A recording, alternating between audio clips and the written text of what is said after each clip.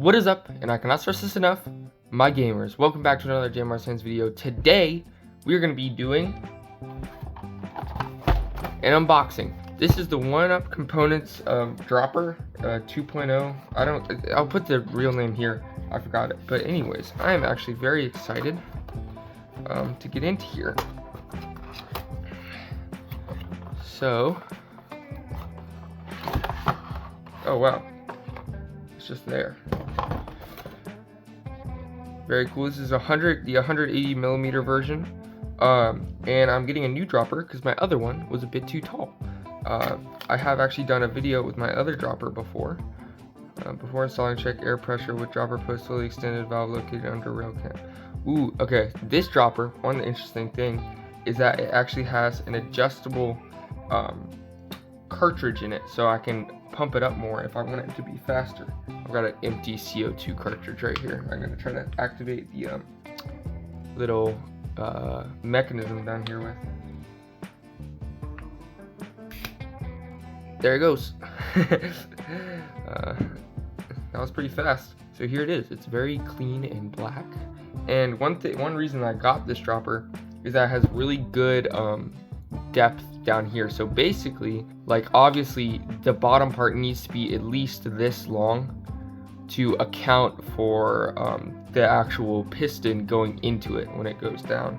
So if you look, like, it's actually pretty close, unlike my other one, which had more material down here, and so I was running into maximum insertion depth. Anyways, let's see what else I've got in this box. I really like this packaging. P&W does the same thing, where there's no adhesive or anything. It's just folded cardboard. There should be a little nubbin in here. Yeah. Okay, well, I was saying no plastic or anything, but there's a little plastic baggie in here. Ooh, that makes me really excited. So the thing about droppers is that there is parts that wear inside them over time, and it's these little keys, which basically slide. Okay, come on. Slide in slots in this housing right here, and keep this so it can't twist. And usually new droppers don't come with replacement keys, but this one does. You can see they're little brass inserts, and they'll sit in little channel. There'll be little holes in this thing that they kind of slot into, and there'll be channels in this part that they'll slide up and down in, so that this doesn't wiggle. Also, I want to check the wiggle. Oh wow, that's a solid dropper. That's really impressive. My P&W had wiggle. I can't detect any wiggle left or right with this. This is about, I think I paid like $180 for it. What is this? Oh, this is grease. I was about to open this. So that's nice that they include this. So I guess I'll keep these together. There is one more piece in here though, which is this. It's a little nubbin that's going to make the install way more difficult than it needs to be.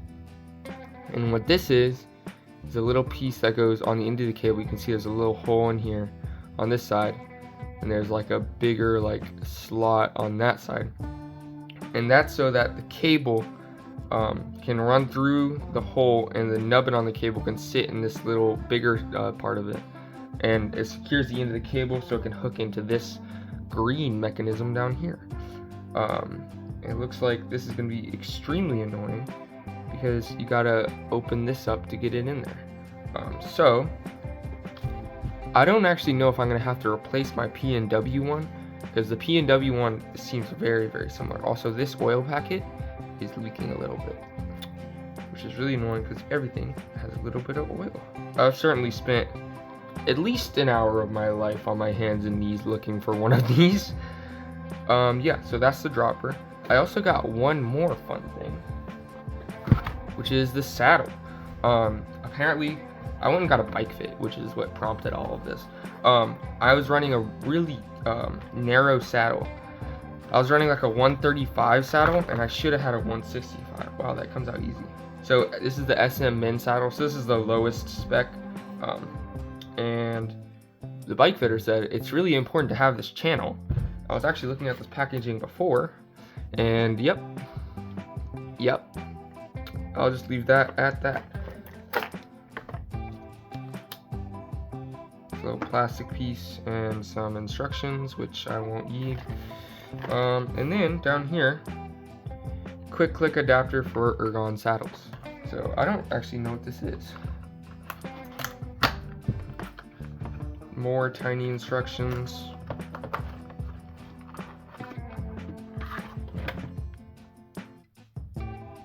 Is this a light mount? I think it's supposed to go right there. I don't know. I gotta look up what this is. I think it's a light mount.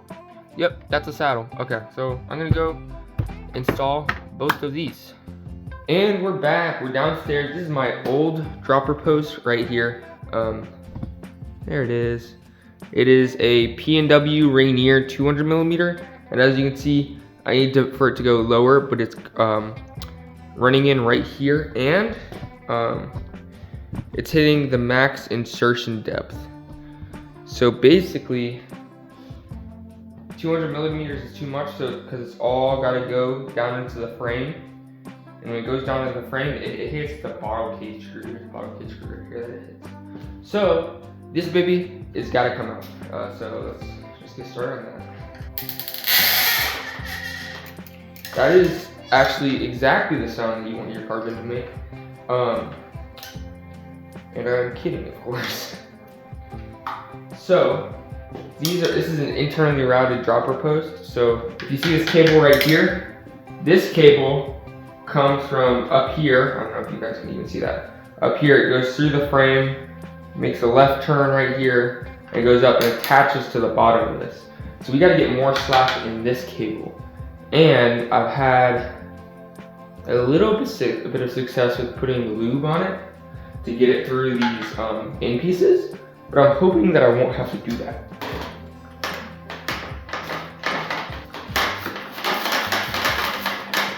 There we go. Progress. I got this basic stuff. Usually I put this inside of cables, but I'm putting it outside. Because I don't want to deal with this bullshit right now. So just a little bit. It doesn't take very much. Just want to get it kind of on the cable, so when it goes up in there, it'll lubricate the inside. So it's right here. Yeah, now it's moving. Yeah. You can also use water for this, but you gotta replenish the water often. If y'all are worried about this scratching up my frame, don't be. I don't care. This frame is so incredibly scratched. You see how it looks kind of dirty right now? Like it won't really get cleaner. Like right here, I don't know if y'all can see it or not, but there's like little micro scratches on 100% of this bike, and it won't really ever look cleaner than this. Like it's like, cause just like dirt goes in those little micro scratches. Okay, now gets the awkward part. I gotta prop it up on my shoulder. Come on, there you go. That mechanism is revealing itself. Now what you do is you pull up to activate it. Oh wow, it's sideways already. Then you twist so the cable goes through the notch, and then the nubbin comes out. So you see that little nubbin? This is what I'm hoping will be compatible with the P&W thing. And you can see it's a very similar mechanism on the bottom of this. Okay, old post and seat is off. That wasn't that bad. We've got the new dropper post right here. Now we should just be able to push this mechanism in. You can see there's like a little, okay, please God, you're killing me, Samsung. Samsung, please God. Little scoopy thing right there. I'm trying to get that around the nubbin. I'm hoping that the nubbin is compatible, because if it isn't, I've got more work. It does. Wait. Oh, yeah. Come on. Oh yeah, it is compatible. Now, it's in there, and we can pull this up. Put the little cable in there. And if we actuate our dropper handle down here, see, it pulls it. Perfect. Now we just gotta back it back in. I'll put it there. I'm gonna get a bike fit on this soon, so it shouldn't really matter. I also forgot to put carbon anti-slip in it. So I'm not gonna do that anyway, but I just thought I'd mention it. When you have a carbon frame, carbon anti-slip compound is good to put in these type of things. I also didn't clean it either, which once again, I'm not gonna do anything about that, but like when you change your seat post, generally it's a good idea to clean everything inside there, but like, nah. Oh, it feels way mushier than my last one. Ooh, I'm gonna have to get used to that. It's lighter, but it feels way mushier. Okay, now I'm gonna go ahead and tighten down my seat post clamp. Now it's very, very important not to over torque these. So you're always gonna want to use a torque wrench, okay? Never ever use not a torque wrench on these. Now the torque spec is tight, but not too tight. When it starts to sound like a rhinoceros, baby rhinoceros that's been shot, is when you want to stop, so. Nope, that's a piglet. That's a boar or something. There it is, that sound right there. Then you want to stop. And now you got your seat post. And you also want to make sure that it's completely straight, which I didn't, but I'm not going to deal with that right now. Now, we get to deal with the worst seat clamp design. And you guys are like, how do you know that this is the worst seat clamp design, even though you've never worked on it before? And my response is, I've worked on the P&W one, and it's the same. There we go. Hey, it worked. Look how short it is now. Basic principle of this seat clamp is that it's terrible, but it makes pitch adjustment really easy. So what you're gonna wanna do is you're gonna wanna get a smaller Allen key, but not too small, because they put 60 Newton meters on it from the factory. That's a joke. It's probably like 4. Let's see. Oh yeah, no, there's like 3 Newton meters on here. Okay. Now, what you're gonna wanna do is unscrew these all the way. Make sure where you set all of these pieces is as precarious as possible. Because if you lose them, then you're screwed. When people see that I'm like kind of young and they assume that they know more about bike mechanics than me. Like, I was gonna bike fit, right? Super nice guy. Like, he's like smart and everything. But he's like, you know how to put in a dropper, right?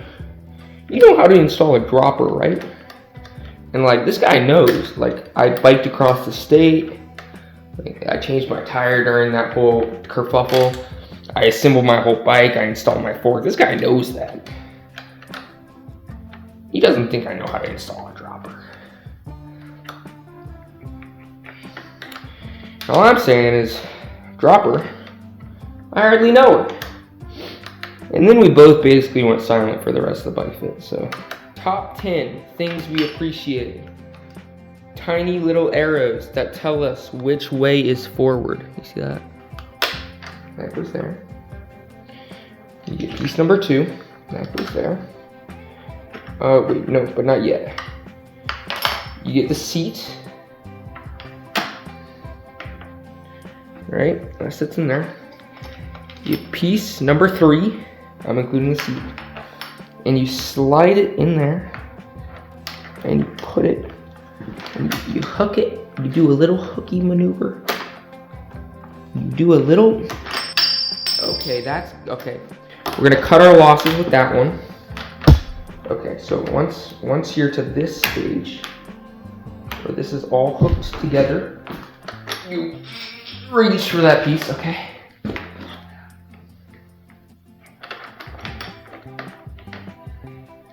Okay, now you check for the arrow to make sure everything's going through. Put this in the back. Y'all can't see any of this. That's okay. This probably should be censored anyway. Okay, whew, I got it. Jesus Christ, okay. And the award for the worst, most difficult to install seat clamp design goes to P&W and OneUp Dropper posts. Okay, everything should be kind of stupid proof from here on. As long as everything's in the right place. Ooh.